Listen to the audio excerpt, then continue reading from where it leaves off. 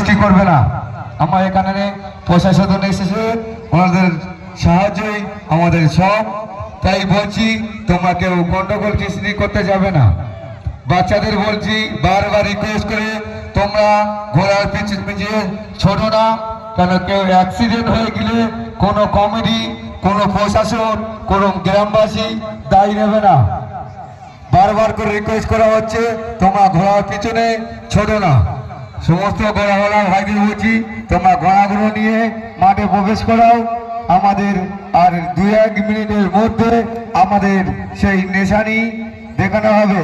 সমস্ত ঘোড়াওয়ালা ভাইদের বলছি, বাচ্চাদের বলছি তোমরা মাঠ ছেড়ে একটু সরে যাও, বাচ্চারা সরে যাও, কেন ঘোড়াওয়ালা যদি অ্যাক্সিডেন্ট হয়ে যায় কেউ দায়ী দেবে না। চলো সরে যাও, একটু কেউ ঘোড়ার পিছে পিছে যাও না।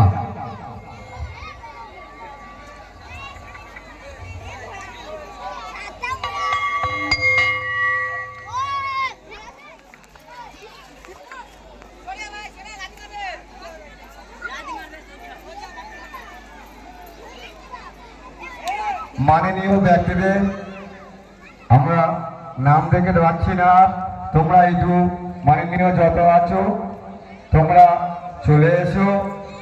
তোমাদের হাতে আমরা সাহায্য, তাই তোমাদের জন্য আমরা এখনো ধরা ওদিকে তুইও ভিডিও চালু করতে এই রাস্তাটা খালি করে দাও।